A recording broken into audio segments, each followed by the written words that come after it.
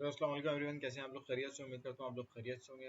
अच्छा यार, आज मेरे पास जून 2016 का पास्ट पेपर है। इस पास्ट पेपर को सॉल्व कर लेते हैं। क्लियर हो गया सर? ये मेरे पास जून 2016 का पास्ट पेपर है। इस पास्ट पेपर के अंदर फाइनेंशियल अकाउंटिंग का, अच्छा, इसके अंदर मेरे पास क्वेश्चन नंबर 1 को सॉल्व करते हैं सर। सबसे पहले क्वेश्चन नंबर 1 के अंदर आपको क्या कह रहा है? बिगिनिंग इन्वेंट्री, साल के शुरू के अंदर जो आपके पास इन्वेंट्री थी, उसके बाद परचेजेस की और आपने कुछ सेल्स करी। मतलब साल के शुरू में आपके पास इन्वेंट्री थी, उसके बाद आपने ड्यूरिंग ईयर परचेजेस करी, मतलब आपकी इन्वेंट्री बढ़ी। और ड्यूरिंग द ईयर आपने कुछ सेल करी, मतलब आपकी इन्वेंट्री कम हुई। Data for the 10 years racket are as follows. अच्छा, ये क्या कह रहा है? आज की डेटा सर मेरे पास 3 फेब, ठीक है। मेरे पास ओपनिंग इन्वेंट्री कितनी पड़ी है? उसने बोला सर मेरे पास 12 यूनिट पड़े हैं और एक यूनिट मेरे पास कितने का? 15 रुपए का। उसके बाद 11 फरवरी को मैंने सर परचेजेस करी 13 यूनिट, और एक यूनिट मुझे पड़ा कितने का? 17 रुपए का। उसके बाद सर कह रहा है कि 14 फरवरी को आपने कुछ सेल कर दिया। कितने यूनिट सेल कर दिए? मैंने बोला सर मैंने 18 यूनिट सेल कर दिए। उसने बोला किस प्राइस पे सेल करे? ये मुझे नहीं पता, ये मुझे पता चलेगा।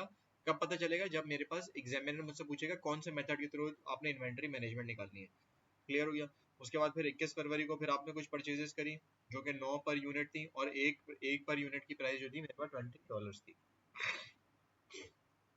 अच्छा, उसके बाद क्या करना है? 24, उसके बाद 25 फरवरी को आपने क्या करना है? उसने बोला सेल करनी है। कितने सेल करनी है? उसने बोला आपने 10 यूनिट सेल करने हैं। और किस डेट के ऊपर करने हैं ये भी हमें नहीं बताया गया है। क्यों नहीं बताया गया? कि सर क्योंकि जिस मेथड के थ्रू आप जिस मेथड के थ्रू आप निकालेंगे उसमें उसको क्लियरली डिफाइन होगा। अच्छा, उसके बाद क्या कहता है कि sir assuming the business maintain a perpetual inventory system, calculate the cost of merchandise sold and ending inventory under first in first out FIFO method के थ्रू निकालनी है।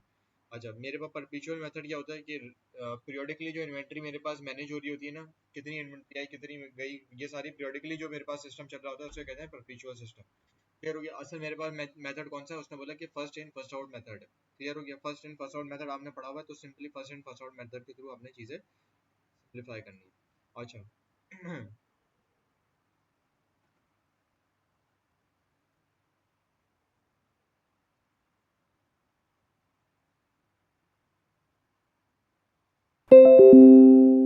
क्लियर हो गया सर? सवाल को इस तरह पेश कर देते हैं। Oh my God.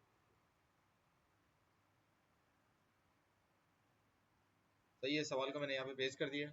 अच्छा, अब तुमने सबसे पहले क्या करना है? तुमने सबसे पहले फॉर्मेट बनाना है। फॉर्मेट मैंने तुम्हें बोला 3 बेसिस के ऊपर बनता है। सबसे पहले क्या लिखोगे? तुम लिखोगे तुम्हारे पास डेट क्या है।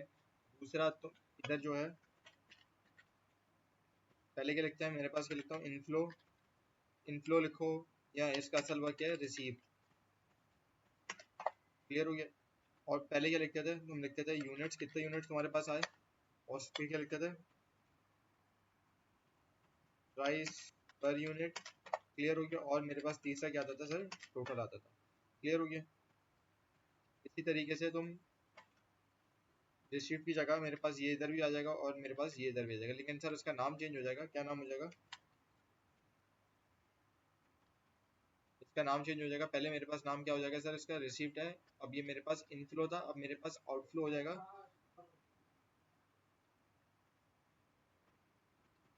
ये मेरे पास सर आउटफ्लो हो गया। और रिसीप्ट की जगह मैंने क्या करता हूँ सर? इशू। क्लियर हो गया? और यहाँ पे मेरे पास बैलेंस आ जाएगा। क्लियर हो गया सर? मैंने आपको बताया था 3 कॉलम बनते हैं, इनफ्लो, आउटफ्लो और बैलेंस। अच्छा, उसके बाद आपने क्या लिखना है सर? मेरे पास जैसे उसने बोला कि अब मैंने मेथड, सबसे पहले देखो भाई मेथड कौन सा लिखा है। उसने बोला आपको क्लियरली उसने बता दिया कि भाई फीफो मेथड के थ्रू निकालना है। किस मेथड के थ्रू निकालना है? FIFO, first in first out. First in first out method के थ्रू आपने इस सवाल को सॉल्व करना है। अच्छा, अब क्या होता है? उसने बोला सर आप सबसे पहले लिखेंगे सवाल के अंदर, आपको ये कि 3 फेब को मेरे पास इन्वेंट्री है 12 यूनिट और एक यूनिट की कॉस्ट है मेरे पास 15 रुपए। तो 12 फेब, उसने बोला 12 फरवरी लिख दिया। मेरे पास कितनी है? उसने बोला मेरे पास 12 यूनिट है। कितने यूनिट है? 12 यूनिट है, और एक यूनिट की मेरे पास एक है।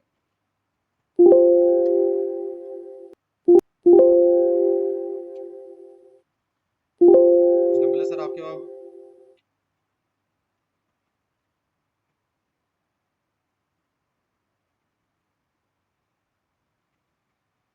इसको मैं थोड़ा अमेरिकन में काट दूँ।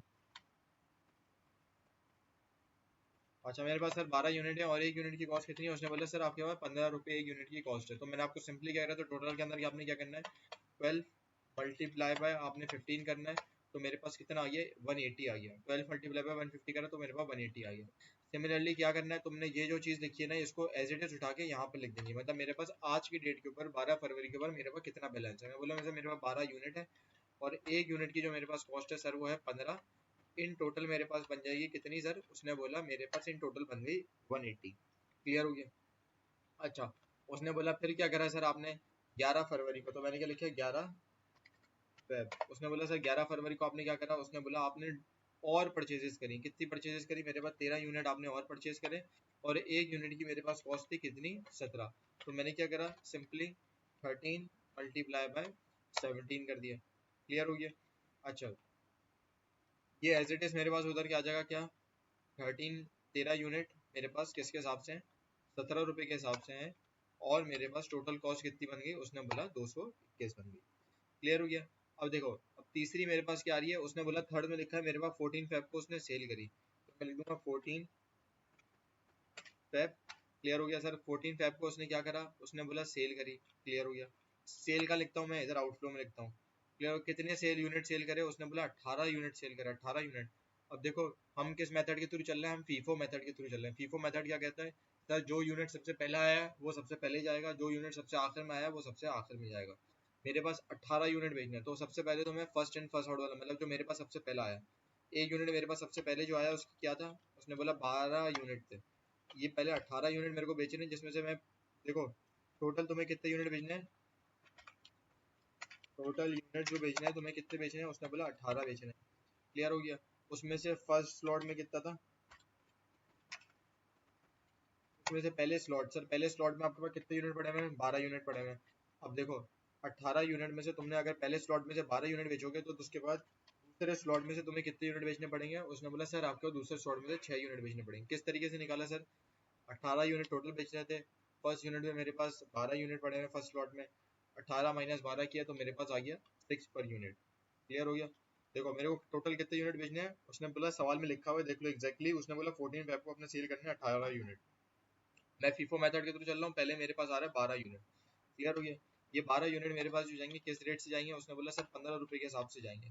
तो उसने बोला यहाँ पे भी तुम्हें सिंप्लीफाई कर देना, 12 मल्टीप्लाई बाय 15 कर दिया, मेरे पास आ गया 180।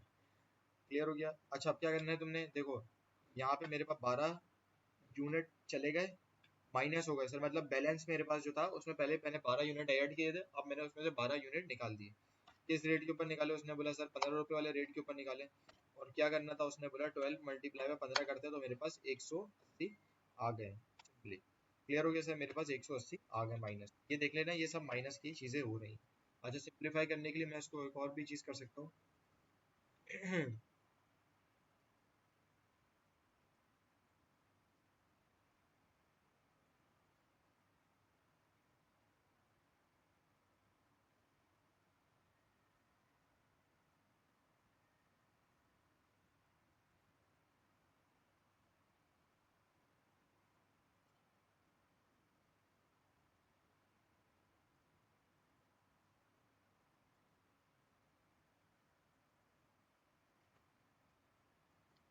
चलो सर उसको देखते हैं उसके बाद ना। मैंने 12 यूनिट पर यूनिट लिख दिए, मेरे पास 12 यूनिट है, 15 रुपये की कॉस्ट के हिसाब से गए तो मेरे पास 12 यूनिट निकल चुके हैं। मेरे को टोटल यूनिट बेचने थे 18। मेरे पहले स्लॉट में तो जो ये जो 12 यूनिट पड़े थे ये पूरे के पूरे मेरे पास खत्म हो चुके हैं। क्लियर हो गया।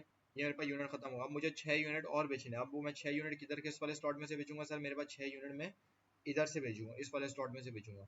तो मैंने अपने लिख दिया सर 6 यूनिट। मेरे पास एक यूनिट कितने का पड़ेगा, उसने बोला आपके पास एक यूनिट 17 का पड़ेगा। तो आपने सिंपली ये करना है 6 मल्टीप्लाई बाय 17 करना है, तो मेरे पास 102 होगी। अब सिंपली सर आपने ये करना है माइनस कर देना है, मेरे पास 6 यूनिट आपने माइनस कर देना है।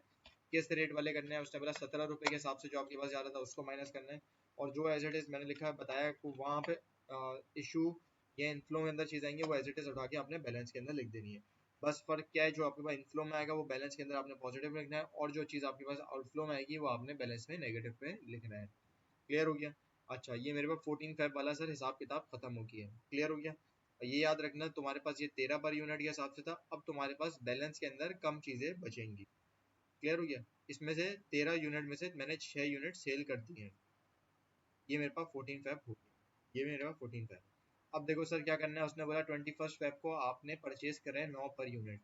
अब मैंने लिखा 21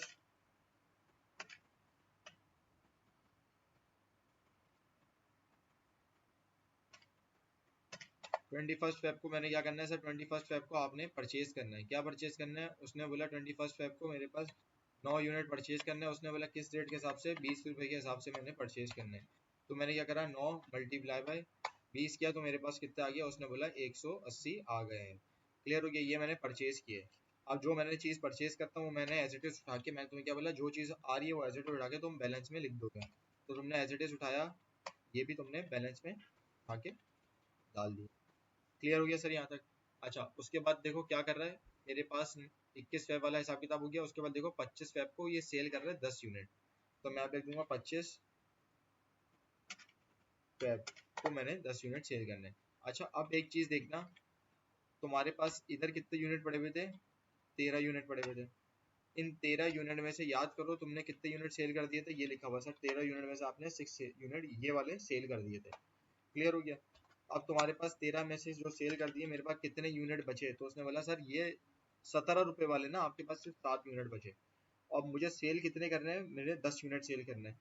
तो मेरे पास पहले स्लॉट में से तो मुझे 7 यूनिट निकलेंगे, तो पहले स्लॉट में से मैं सिंपली 7 यूनिट निकाल दूंगा। 7 यूनिट निकाल दिए मैंने, और मेरे पास एक यूनिट कितने रुपए का था, 17 रुपए का था। और टोटल कॉस्ट मेरी कितनी बन गई सर, 7 मल्टीप्लाई बाय 70 मेरे पास 119।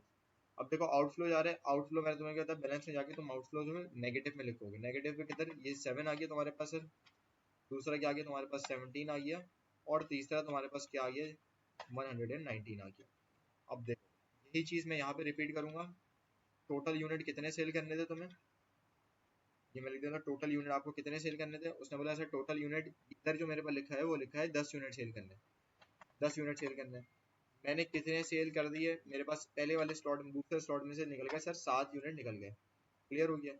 अब देखो तुम्हारे पास कितने यूनिट बचे, मतलब कितने फर्दर मुझे सेल करना है। मेरे को 3 यूनिट सर और सेल करना है, क्योंकि 10 माइनस 7 किया तो मेरे पास सर 3 आ गया। तो मैंने 3 यूनिट सेल करना है। अब देखो मेरे पास ये वाला भी खत्म हो गया और ये वाला पूरा का पूरा स्लॉट मेरे पास खत्म हो गया। अब मेरे पास सिर्फ ये इधर से बचा है, तो मैं जो 9 यूनिट मेरे पास बचे हैं उनमें से मैं 3 यूनिट निकाल लूंगा, सेल करना है। अब किस रेट के ऊपर निकालूंगा सर, ये किस रेट का माल है, मेरे पास 20 रुपए का माल है। तो मैंने सिंपली क्या करना है, 3 मल्टीप्लाई बाय 20 किया तो तुम्हारे पास आ गया 60। अब कुछ नहीं करना, वो एज इट इज उठा के तुमने चीजें इधर लिख देनी है, माइनस में उठा के इधर लिख दी। क्लियर हो गया सर। अब तुम्हारे पास इधर तुमने बैलेंसिंग चीजें निकाल लेनी है, ये मैं लिख देता हूँ। अच्छा अब क्या करना है सर, इन सबको ऐड कर देना है। किस हिसाब से तुमने देखो परचेज करा, कितना टोटल इनफ्लो कितना आया तुम्हारे पास,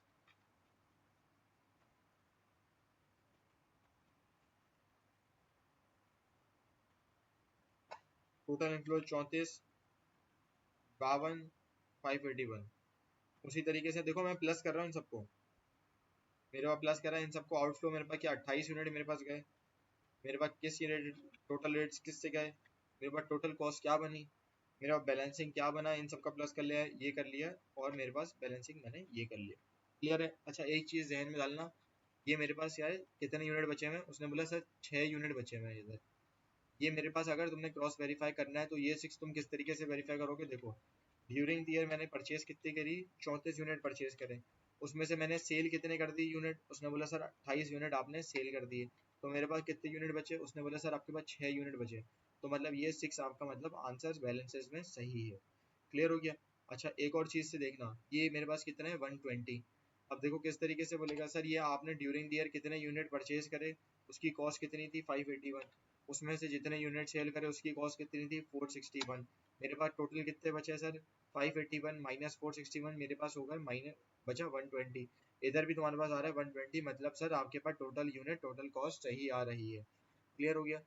बहुत इजी सवाल है, ये ऐसा सवाल है जिससे तुम एग्जाम में मार्क्स गेन कर सकते हो। बाकी दूसरे जो सवाल आएंगे वो थोड़ा कंपैरेटिवली इससे थोड़ा ट्रिकी सवाल होंगे।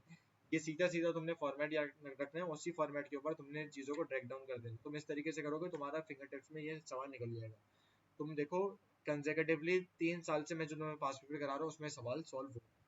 क्लियर हो गया। इस सवाल को एक दफ़ा कर लो, इसके अंदर कोई भी कंफ्यूजन है मुझसे पूछ लो। ये सवाल मुश्किल नहीं है, बहुत इजी सवाल है, मार्क्स गेन करने वाला सवाल है। Okay sir, thank you.